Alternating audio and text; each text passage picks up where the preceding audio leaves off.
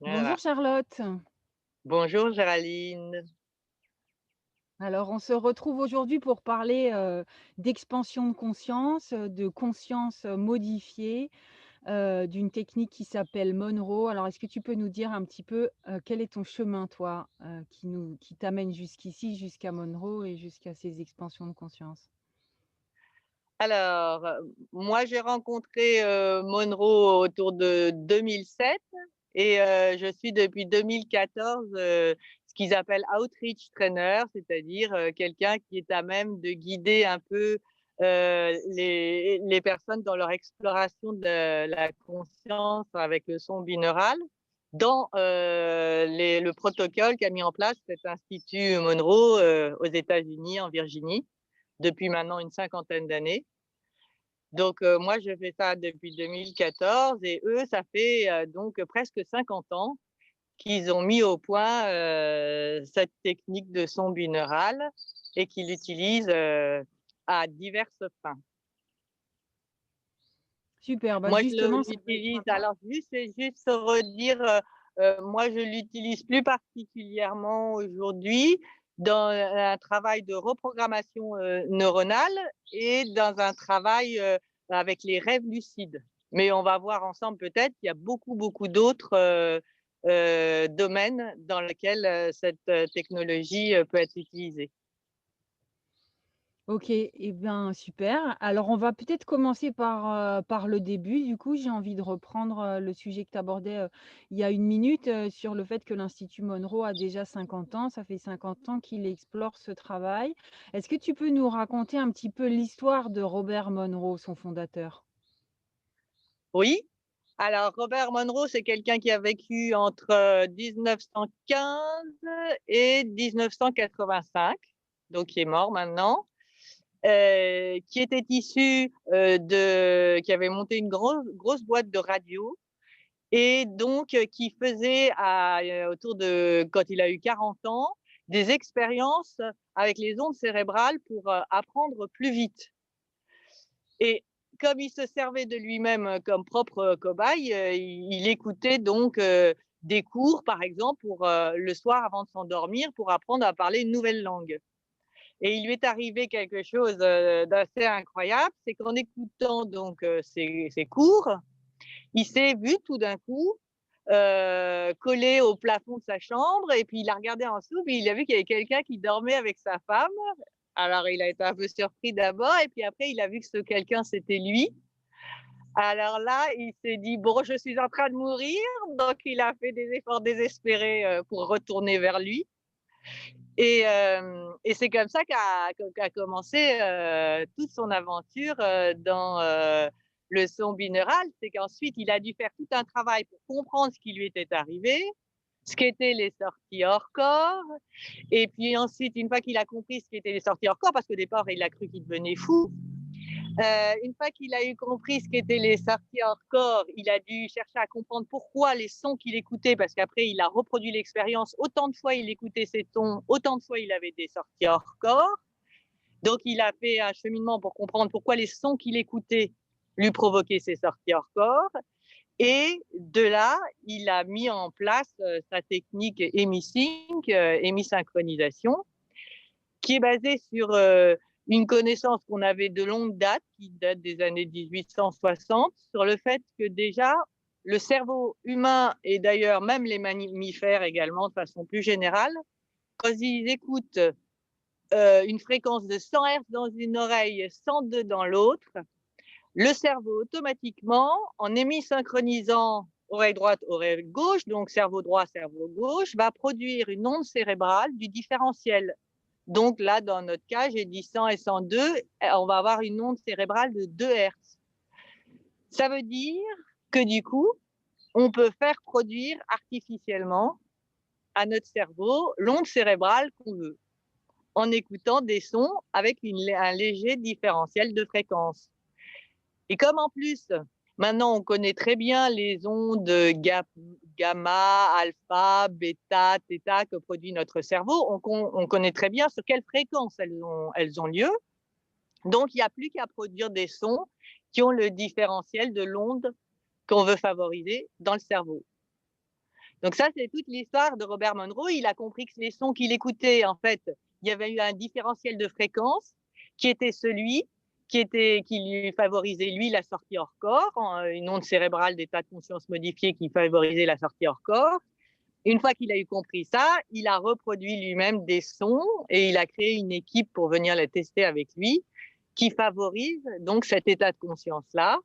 Et de là, ils ont étudié et mis en place toute une cartographie des états de la conscience avec son équipe de chercheurs et un institut donc qui s'appelle l'Institut Monroe, en a conçu donc des exercices très concrets pour s'habituer à cartographier sa conscience, à savoir dans quel état je trouve quelle information. Et, euh, et voilà, c'est comme ça qu'est née cette aventure. Merci beaucoup, super. Alors du coup, j'ai envie de revenir sur ce que tu nous disais à l'instant par rapport, à la sortie hors corps, puisqu'on sait que l'Institut Monroe a été très, médiatisé. Enfin, on a commencé à en parler parce que la technique a été associée à la sortie hors corps. Alors, est-ce que les expansions de conscience avec le son binaural ont pour but de sortir de son corps et à quoi ça sert?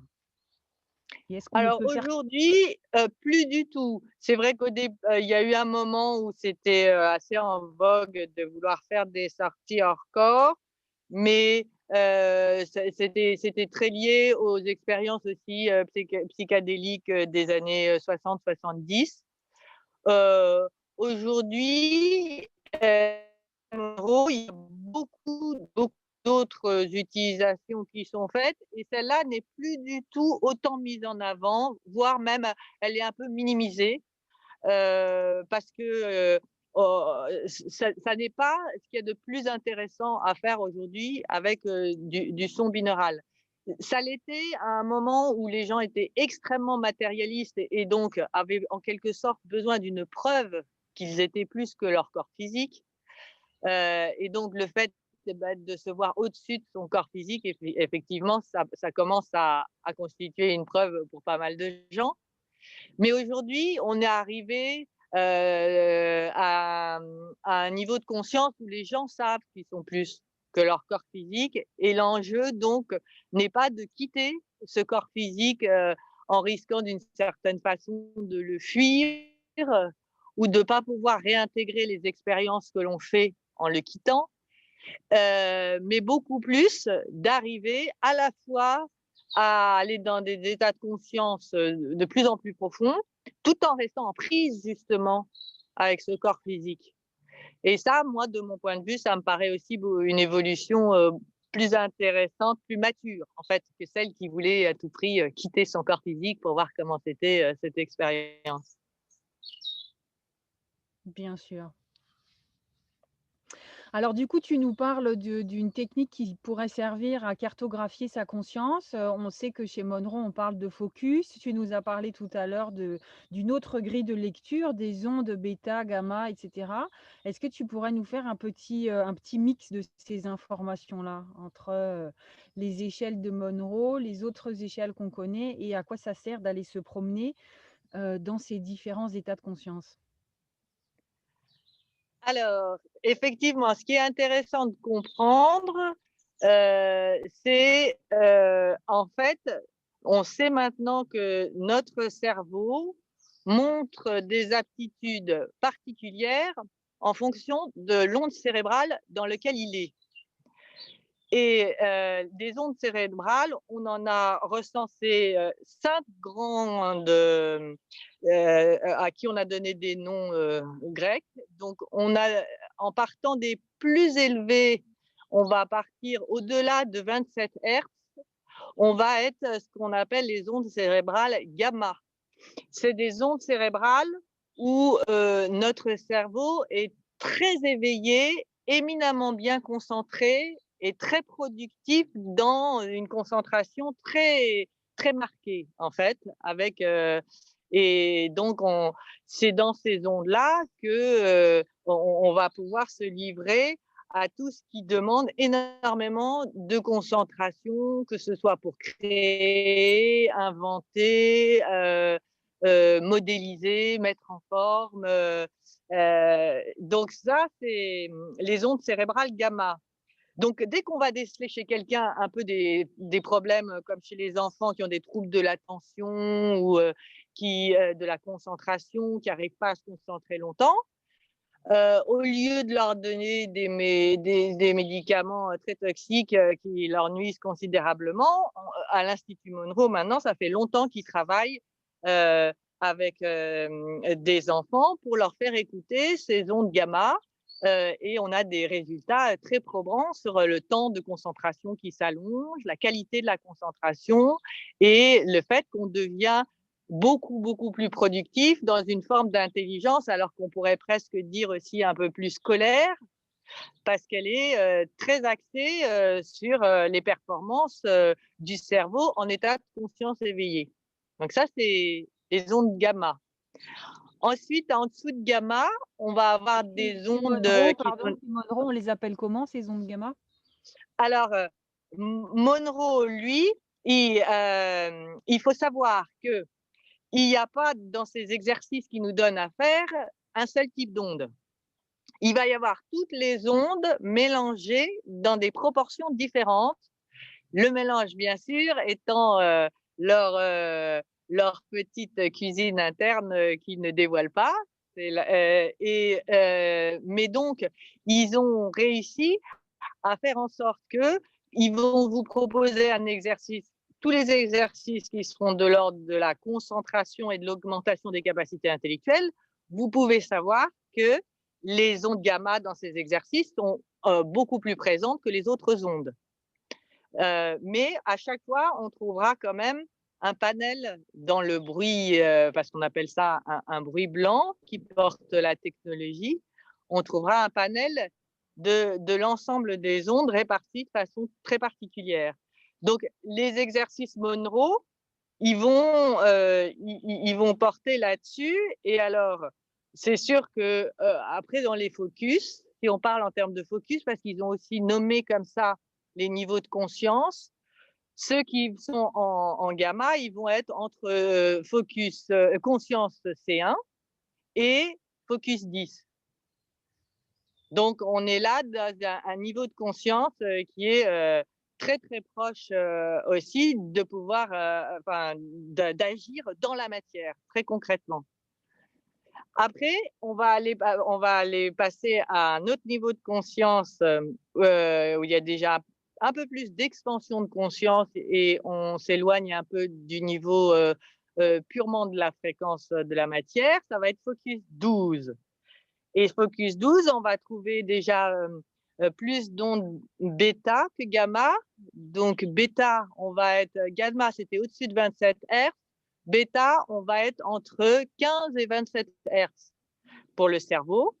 Il faut savoir que si il y a des ondes dans notre cerveau, c'est parce qu'en fait, nos neurones font des échanges qui sont en fait des échanges électriques. Et donc, ces échanges électriques, de la façon dont ils se font, ça génère des ondes électriques qui sont les ondes cérébrales qu'on enregistre. Donc, après gamma, on arrive à bêta. Bêta, on va être tout ce qui va être la zone verbale, la zone du langage, faciliter tout ce qui est le mode d'expression oral, la mémorisation, et aussi d'un point de vue plus thérapeutique. C'est dans ces niveaux-là aussi qu'ils ont constaté chez Monroe qu'ils arrivaient bien aussi à régler tout ce qui était les problèmes de migraine et les choses comme ça en bêta. Là, on est encore dans ce qu'ils appellent un niveau quand même relativement éveillé de conscience par rapport à des niveaux ensuite de plus en plus profonds qui iront jusqu'à l'endormissement. Donc, on est en bêta, on est encore en niveau de conscience éveillé et on a ces zones-là du cerveau et on est entre 15 et 27 Hertz. Après, on va descendre de bêta, on va aller vers alpha. Alpha, on va être entre 8 Hertz et 15 Hertz dans notre cerveau et on va commencer à atteindre des niveaux beaucoup plus relaxés. Donc, quand on cherche déjà à avoir des formes de relaxation, à se soustraire à un stress trop présent, et ben, c'est les ondes alpha qui vont privilégier dans notre cerveau ces états d'être-là.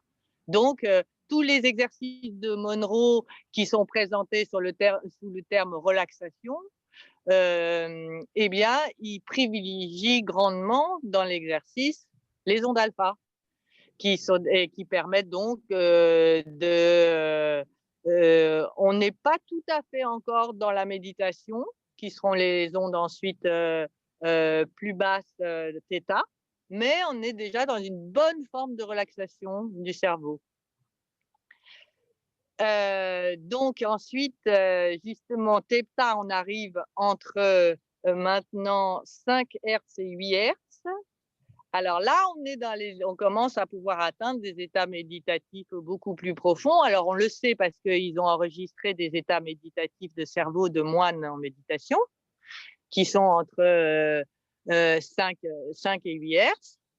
Et donc, en focus, on va déjà être autour de focus 15 parce qu'on est par-delà l'espace et le temps. Donc, on est sorti de notre relation 3D au temps et on est dans des états méditatifs qui nous permettent d'aligner une forme de multidimensionnalité présent, passé, futur en même temps. Et donc, on peut gagner tous les exercices Monroe qui seront labellisés méditation, ils vont avoir ce taux d'onde θ en grande majorité. Et on gagne ainsi un temps précieux par rapport à un moine qui aura passé 3 ans, 3 jours, 3 ans, 3 mois, 3 jours, les Tibétains dans leur grotte, à atteindre et à stabiliser ces ondes cérébrales. Eh ben, on aura, nous, un peu triché pour aller plus vite. On ne peut pas dire qu'on aura forcément l'expérience des moines, mais on aura un cerveau, en tout cas, où on a facilité la stabilisation progressive de ces ondes et donc les formes d'information qu'on peut atteindre dans ces niveaux de conscience. Et puis ensuite, on finit avec les ondes θ, qui sont entre 0,2 Hz et 3 Hz. Et là, on va trouver toutes les gammes du sommeil, depuis le sommeil profond au sommeil paradoxal. Et chez Monroe, on va s'en servir beaucoup pour faire du rêve lucide. Moi, je vous disais que je travaillais beaucoup avec ça parce que moi, ça m'intéresse, parce qu'on accède dans ces niveaux-là à mettre de la conscience dans le sommeil, donc avoir plus d'informations sur ce qui émerge de notre subconscient et de notre inconscient dans les rêves. Ça permet notamment de se souvenir éminemment mieux de ses rêves, voire pour des gens qui s'en souvenaient pas du tout, au bout de quelques mois, ils s'en souviennent quasiment entièrement de leurs rêves. Et donc, on est donc, selon ce qu'on va vouloir faire. Alors, il y a chez Monroe tout ce qui va s'appeler sleep, super sleep et tout ça, ça va être des exercices carrément pour vous réapprendre à dormir. Pour les gens qui voudraient faire ça au lieu d'utiliser des somnifères, c'est bien moins toxique et bien plus intéressant. Donc, on va avoir ces exercices jusqu'à pouvoir, pour les gens qui auraient déréglé leur cycle de sommeil, on va avoir des exercices où ça vous fait artificiellement, c'est toutes les 1h30 les grands cycles du sommeil. Et donc, pendant toute la nuit, on écoute 8 heures de Monroe avec ce qu'on appelle pyjama for your ears, c'est-à-dire un bandeau pour que vous soyez à l'aise en entendant vos ondes, votre son binaural. Et là, on va pouvoir recaler son cerveau sur le bon cycle du sommeil qui permet d'être bien réparateur. Et puis après, pour ceux qui voudront plus faire rêve lucide, on aura des exercices spécifiques à faire juste avant l'endormissement pour se programmer aussi en quelque sorte et emmener dans les ondes cérébrales qui permettent de se ressouvenir de ce qu'on a fait. Voilà, on a comme ça un premier panneau de ce qu'on peut faire avec ce son binaural et ces ondes.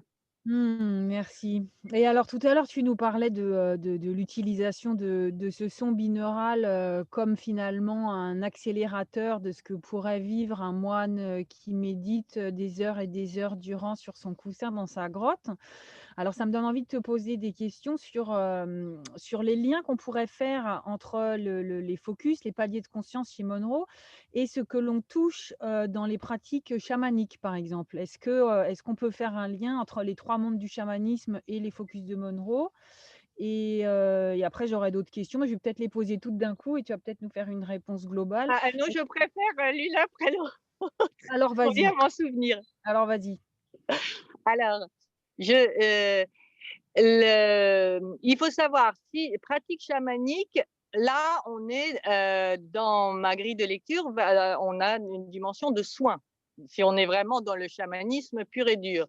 Donc une dimension de soin, ça veut dire que, on va chercher à aller dans les états de conscience qu'un chaman, pratiquait pour pouvoir, induire, chez son patient certains états de conscience et pour pouvoir, pratiquer une forme, moi je dirais d'hypnose ou d'auto-hypnose. Si on est sur cette définition-là, on va être, hypnose, auto-hypnose, on est dans des ondes alpha, et des ondes, un mix alpha et ondes, θ. Donc du coup, en focus, on est plutôt, un focus 12, c'est-à-dire qu'on n'est pas encore, très éloigné parce qu'on veut avoir prise, sur, le corps physique et le corps énergétique. Mais on est déjà quand même avec une bonne expansion de conscience pour aller dans un état de conscience modifié hypnotique. Donc dans cette grille de lecture-là, si on fait un rapprochement, voilà, le travail du chaman en général, il se situe par là, aussi longtemps qu'il est dans ce type de travail-là. Après, on peut très bien imaginer que un chaman qui irait faire d'autres, selon ce qu'il va faire comme travail, s'il en est à faire du recouvrement d'âme ou s'il en est à aller empêcher quelqu'un de mourir alors qu'il est en train de partir, on peut imaginer qu'il va aller dans des états de conscience beaucoup plus profonds. La spécificité du chaman étant qu'il fait un peu le travail thérapeutique pour son patient, alors que dans Monroe, on est plus dans l'idée de se rendre autonome, donc se le faire à soi-même.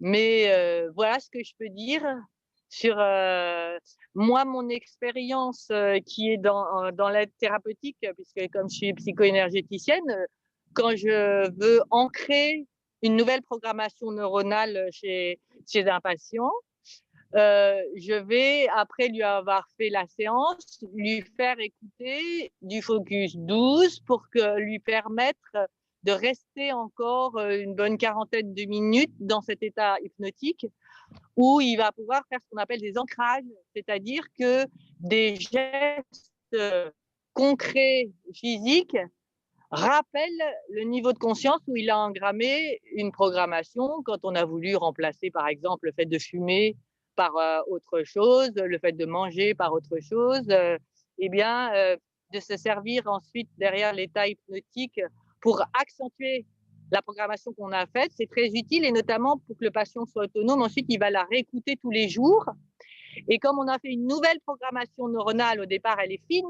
Et puis le fait de l'écouter tous les jours avec le son Monroe, eh ben, ça va faire que le chemin, la myéline se dépose sur les neurones, le chemin est de plus en plus emprunté, et d'un petit chemin, ça devient une route, qui devient une autoroute, et ça devient quelque chose que ensuite on n'aura plus besoin, auquel on n'aura plus besoin de penser. Ce sera une habitude engrammée qui aura remplacé ce qu'on voulait guérir en fait.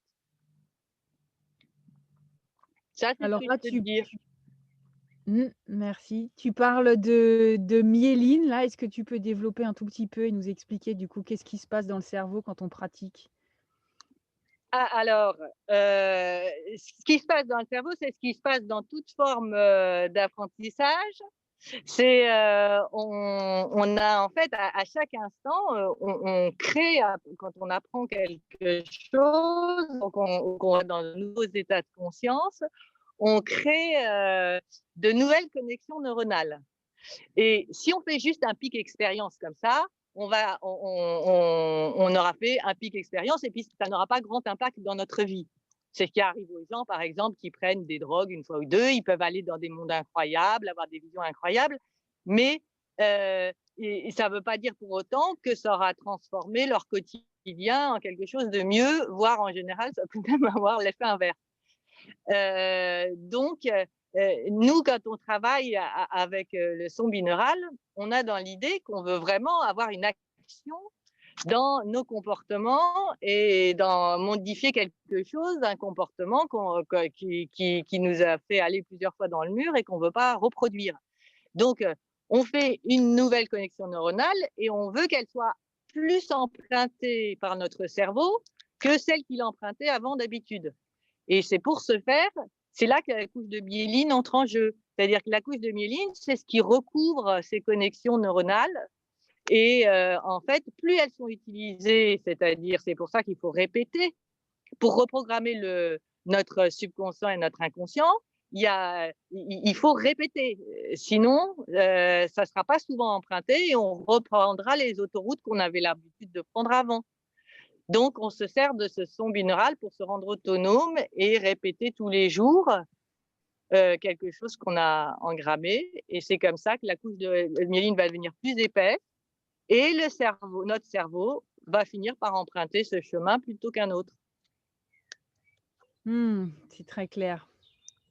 Alors, pendant que tu parlais, il y a eu, le cheval, les poules qui sont passées. Ça tombe très bien parce que justement, j'allais te poser, une question sur toujours un petit peu ce travail que certains font avec les chamans, de communiquer avec leur animal totem, par exemple, d'aller visiter, 3 mondes et est-ce qu'on peut faire un parallèle entre ces espaces qui sont visités soit avec des pratiques au tambour, soit avec des pratiques avec des plantes, de pouvoir, soit avec des drogues, effectivement, des produits chimiques et les focus de Monroe. Est-ce qu'on peut faire des liens comme ça? Qu'est-ce qui se passe dans le cerveau, qu'on puisse comparer?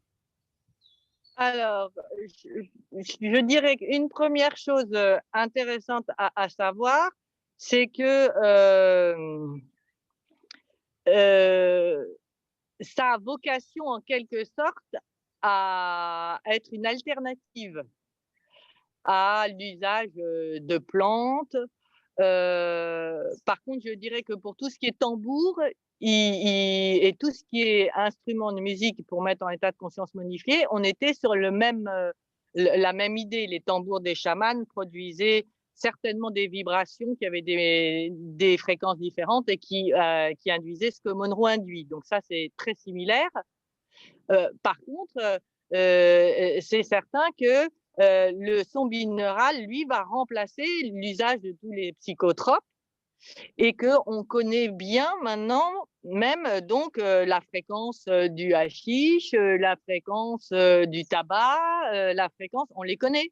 Donc, quand on est dans une logique d'aller dans les états de conscience où emmener ces plantes, qui sont par ailleurs des plantes sacrées, mais qui dans notre société ne sont plus correctement utilisées comme telles, quand on est dans une logique donc de sortir des addictions qu'elles ont pu induire, on va utiliser leur fréquence en son binaural dans un premier temps pour que le cerveau n'ait pas le phénomène de manque ou puisse facilement remplacer et continuer à aller dans les états de la conscience où les plantes emmenaient. Donc on peut déjà voir que c'est une alternative. Et une alternative qui a l'avantage donc de ne pas avoir d'effets secondaires. Qu'est-ce qu'on peut dire d'autre? Ensuite, on peut dire que, par exemple, quand on veut travailler de la communication avec les règnes, la communication avec les règnes, en fait, elle fait beaucoup appel à quelque chose que l'occidental, enfin, l'être qui vit dans le monde occidental peut avoir perdu. C'est une forme d'intuition et de connexion au cerveau reptilien qui lui permettait, parce qu'il y a un temps, on n'avait aucun problème pour communiquer avec les règnes, que ce soit le monde végétal, le monde animal, le monde minéral. C'est des choses qu'on avait très bien développées. On les a perdues parce qu'on a perdu le fait de, justement, d'être souvent en contact avec eux et donc d'avoir la couche de myéline qui emprunte souvent ces chemins, tout simplement. Donc, avec le Monroe, on va pouvoir travailler par l'intention, avec des guidances verbales qui font appel à de la visualisation et à se connecter. Moi, je l'ai travaillé beaucoup avec mes chevaux, là, qu'on a pu voir. On va pouvoir, en quelque sorte, reconnecter cette aptitude du cerveau humain à pouvoir se connecter à des cerveaux de mammifères ou à l'intelligence des plantes ou à l'intelligence des pierres. Et, heu et on va maintenir ça, on va le faciliter parce qu'on mettra, en même temps qu'on a la guidance et les visions, on va mettre dessus la fréquence du règne. Et donc, selon les pierres avec qui on veut travailler, selon les animaux avec qui on va travailler, on mettra les fréquences, sur lesquelles ces animaux sont le plus souvent. Mais là encore, par exemple, moi qui travaille beaucoup avec les chevaux, les chevaux, on s'aperçoit qu'eux-mêmes, ils vont pas toujours du tout être sur la même fréquence et il y a même des chevaux qui sont plus thérapeutes que d'autres. Moi, je travaille en équithérapie et qui donc vont sur des fréquences plus thérapeutiques, hypnotiques qu'un autre cheval qui sera beaucoup plus terre à terre et qui sera moins thérapeute. Donc là encore, on s'aperçoit que même dans les règnes, de même qu'il y a des plantes sacrées avec des propriétés pour la conscience très développées et des plantes qui ont des propriétés peu développées pour la conscience, il y a la même chose chez les minéraux et il y a la même chose chez les animaux. Donc, nous, ce qu'on pourra dire, en tout cas de façon pour résumer, c'est que, étant donné que ça va, selon notre intention, ça va nous redévelopper ces zones-là du cerveau. Le fait de s'aider du son binaural pour les stabiliser, ensuite les connexions qu'on fait, bah, vont nous faire progresser beaucoup plus vite dans cette forme d'intuition et de connexion au règne et vont nous permettre d'avoir accès plus rapidement à beaucoup plus d'informations. Mmh.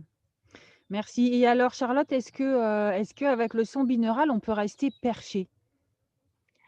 Alors, Et qu'est-ce quand que ils ça nous voudrait forment à dire? l'Institut Monroe, ils nous disent toujours après les séances, «Allez marcher pieds nus dans l'herbe, il faut rester grounding ou grounded», ils disent beaucoup comme ça.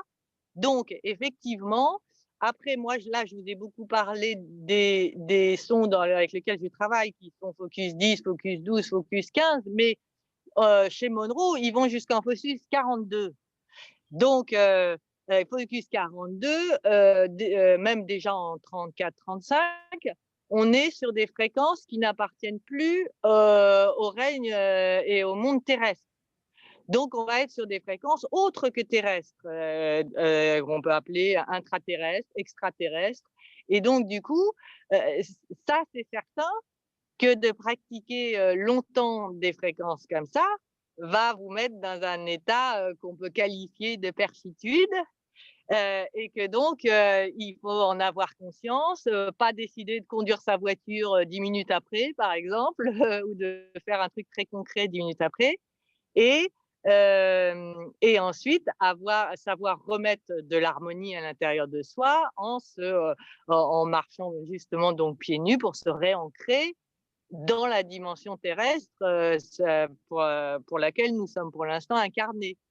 Donc, ça permet de faire des incursions très amusantes dans d'autres dimensions.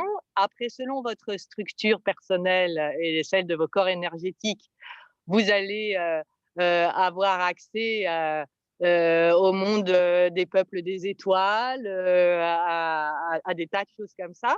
Et dans ces exercices-là, on insiste beaucoup qu'après, quand on revient, c'est des sources fantastiques d'inspiration pour écrire, par exemple, ou pour inventer des scénarios, mais que quand on revient, eh ben, il faut avoir la capacité de remettre de l'équilibre avec le monde terrestre et donc de s'ancrer. Sinon, on peut se recréer un monde déconnecté de la Terre et complètement dans d'autres sphères, dans d'autres mondes, dans d'autres dimensionnalités et y rester perché. Alors, le seul avantage par rapport aux psychotropes qui font la même chose, c'est que ça n'aura pas de conséquences nuisibles physiques. Sauf si évidemment on conduit sa voiture et qu'on a un accident. Sinon, sinon non, ça n'aura pas d'effet secondaire physique. Par contre, c'est vrai qu'il y a un travail, si on veut travailler dans des états de conscience très profonds, mais même les moines, ils le savaient. Ils avaient des disciplines, des sananas qui, avant ou après la méditation, faisaient qu'ils avaient soit la main dans la terre, soit une discipline corporelle pour revenir dans leur corps physique. Donc là, après, c'est des disciplines de cet ordre-là qu'il faut avoir. Alors du coup, qu'est-ce que tu donnerais comme conseil à ceux qui ont peur de rester coincés et de pas revenir? Alors, tous les exercices Monroe, ils sont structurés avec le son pour emmener et ramener. Déjà, il faut le savoir. C'est-à-dire qu'on n'est pas du tout en train d'écouter pendant tout l'exercice la même fréquence. On part de la fréquence des ondes, celle où on est très concentré dans la matière et tout ça, je vous en ai parlé, alpha, gamma, et puis ensuite alpha et un peu bêta. Donc on part de ces ondes-là. On va progressivement vers du plus bêta, theta, delta. Mais ensuite, à la fin de l'exercice, qui en général dure 45 minutes ou dans ces eaux-là, à la fin de cet exercice, on réécoute des sons qui nous ramènent dans les fréquences de concentration, de C1, de conscience ordinaire. Donc, tous les exercices sont très intelligemment structurés et c'est pour ça d'ailleurs que je dis beaucoup aux gens, maintenant on voit apparaître sur Internet plein de propositions de sons binaurales, mais on ne sait pas ce qu'il y a dans ces sons binaurales. On ne sait pas s'il y a ce travail d'emmener et de ramener. Alors que l'Institut Monroe, avec ses 50 ans d'expérience et ses trucs brevetés, on sait qu'on part d'un endroit, on va quelque part, on revient. Donc, on peut pas. Moi, je n'ai jamais, depuis 2014, rencontré quelqu'un qui reste perché. Ça ne m'est jamais arrivé et je pense que c'est techniquement pas possible. Merci. On peut vraiment, c'est structuré comme tel. Après, le seul truc qu'on peut avoir, c'est rester en état d'expansion de conscience, mais ça, c'est presque une sensation agréable, qu'on peut avoir après toute forme de méditation ou de relaxation et qui est pas du tout toxique, en fait. Mais les exercices sont très bien structurés pour ça chez Monroe, parce qu'à la base, eux, ils voulaient vraiment en faire une utilisation concrète dans la matière. Ils voulaient pas faire des gens perchés. Ils voulaient faire des gens qui prennent conscience qu'ils n'étaient pas qu'un corps physique et que donc d'aller dans ces dimensions de l'être, les profondeurs de la conscience, leur donner des sources d'information, d'intuition et de création beaucoup plus développés pour ensuite les mettre dans la matière. Monroe, tout est structuré comme ça. C'était pas du tout quelqu'un de spirituel, Monroe. Sa famille, tout ça, ils n'avaient jamais vécu une vie spirituelle et il a découvert ces dimensions en pratiquant les états de la conscience. Donc on est vraiment sur une technique qui nous invite à partir dans un état de conscience modifié en gardant en même temps un vrai ancrage à la terre et une vraie conscience du corps physique présent ici. Il y a des moments où on peut en partir complètement quand on est au-delà de Focus 15, mais l'exercice est structuré pour le son qu'on écoute est structuré pour ramener. Il y a un moment au-delà de Focus 15, on peut vraiment ne plus sentir son corps et quand, a fortiori quand on dort ou qu'on travaille en rêve lucide, on sent plus son corps. Donc on est dans vraiment d'autres dimensions de la conscience où il y a plus le corps physique n'est plus présent. Mais après, à la fin d'un exercice, que ce soit de sommeil, comme vous allez voir, par exemple, ce qu'ils appellent des napcats, là, des siestes de chat, en 20 minutes, ils nous emmènent dans le sommeil, mais 20 minutes après, vous voyez ressortir du sommeil. Parce qu'en fait, il y a l'onde cérébrale qui vous fait vous réveiller. En fait, le son qu'on écoute produit l'onde cérébrale du réveil. Donc ça permet avec ces exercices-là de voir très concrètement, comment le son, joue sur, les ondes de notre cerveau et donc ce qui nous arrive, concrètement. Donc on n'est pas toujours ancré au corps. Au-delà de Focus 15, on n'est plus dans le corps physique, il n'y a plus de ressenti du corps physique. Mais on revient toujours avec le son.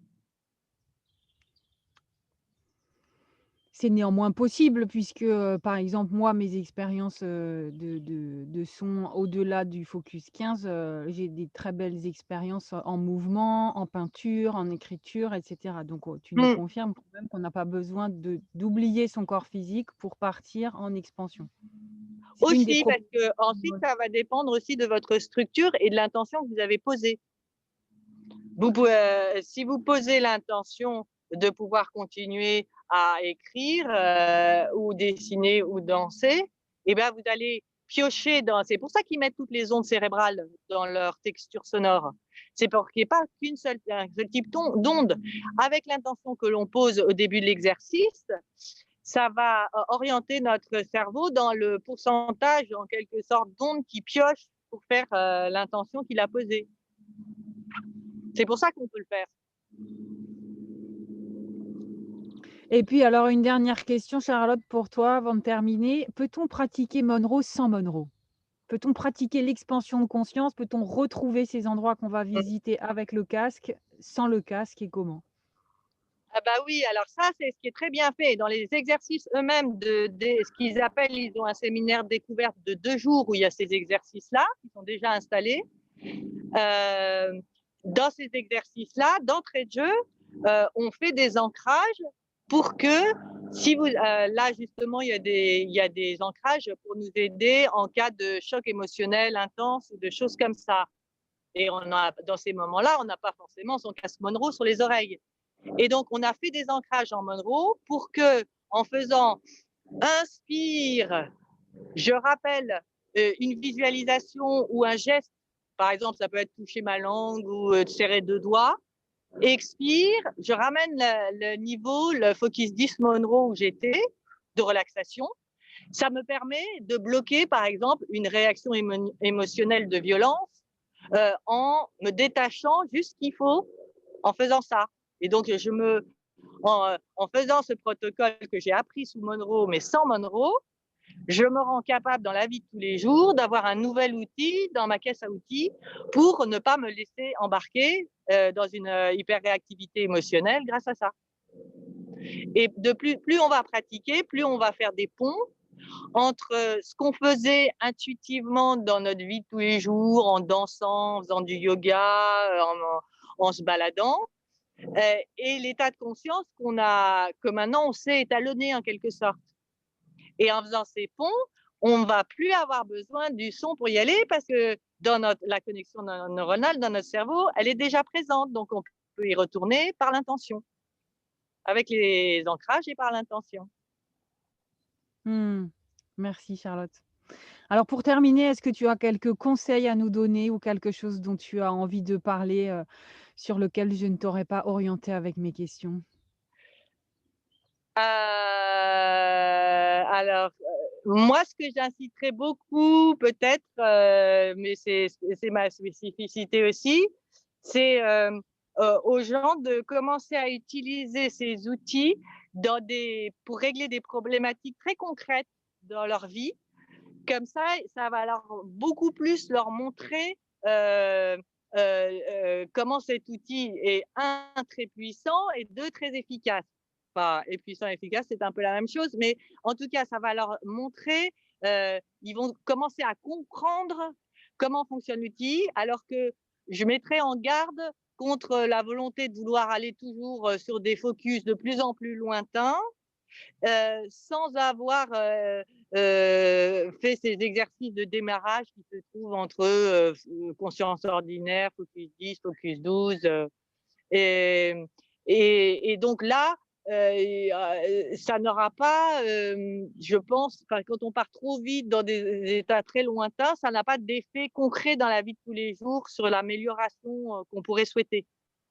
Donc, c'est ça ce que j'aurais envie de dire, c'est que c'est C'est comme, aussi, si on veut se mettre à jouer d'un instrument avec un peu de virtuosité, ben il faut faire ses gammes et donc faire ses gammes en Monroe, c'est commencer à l'utiliser pour, résoudre dans notre vie, des enjeux très concrets, des choses qu'on veut changer et c'est des très, très bons outils pour ça et je pense que ça ensuite, ça vous permet, ayant fait ces gammes-là, d'en faire ensuite, autre chose, mais dans un second temps. Donc c'est bien si on a des problématiques soit thérapeutiques, soit, de gestion des corps émotionnels, soit, de reconnexion à son intuition, à sa créativité, des trucs très concrets après, où vous verrez ce que ça produit dans la matière. Voilà, je pense que c'est là que vous allez voir, heu l'intérêt des outils qui vous sont proposés. OK. Eh ben, merci beaucoup Charlotte. Peut-être on peut finir sur comment et où est-ce qu'on peut te trouver? Alors moi j'ai un site internet qui s'appelle, lesartsdelettres.com, tout attaché et on peut aussi trouver des vidéos, sur Facebook, si vous mettez Charlotte Gavois, état de conscience modifié, qui vous raconte encore, des comment ça fonctionne. Et puis vous pouvez me joindre aussi à charlotte.gavois@wanadoo.fr si vous voulez m'envoyer des petits mails de questions, je suis toujours contente. Aujourd'hui, ce que je propose, c'est un groupe de recherche, avec le peuple cheval et les états de conscience modifiés, tous les lundis soirs. Donc ça, si vous voulez vous joindre, c'est comme c'est des groupes de recherche et des expériences, où il y a pas besoin d'avoir de qualification, au préalable. Et puis après, sur lesartsdelettres.com, vous pouvez voir les stages si vous voulez avoir de l'initiation pour un séminaire découverte de Monroe. Ça, c'est aussi possible. OK. Voilà. Eh ben, on Et te mais ce retrouve qui est donc sympathique de dire, c'est que finalement on est un groupe, en France là, avec, donc, Géraldine, moi-même, Dominique Lussan, qui avons chacun, chacune nos spécificités, en fonction de, ce qu'on avait en quelque sorte comme background avant et que donc vous allez trouver dans chaque membre du groupe, quelque chose qui sera en résonance avec ce que vous avez envie d'expérimenter plus particulièrement. Et que je pense que c'est bien de sentir chez la personne qui va vous qui va vous guider un temps dans le son binaural, et ben de sentir sa texture en fonction de ce que vous, quelles sont les problématiques que vous voulez faire. Et c'est ça qui est sympathique dans notre groupe là, c'est qu'on est donc que 3-4 personnes aujourd'hui en France à faire ça mais que chacune a une texture bien qui lui est propre et qui va donc orienter, les expériences aussi que vous ferez avec le son binaural. merci Charlotte, j'aurais encore 10 000 questions à te poser, mais on se retrouvera dans une prochaine vidéo. À namasté et à bientôt, sur un focus ou un autre. Oui, à bientôt. Au revoir.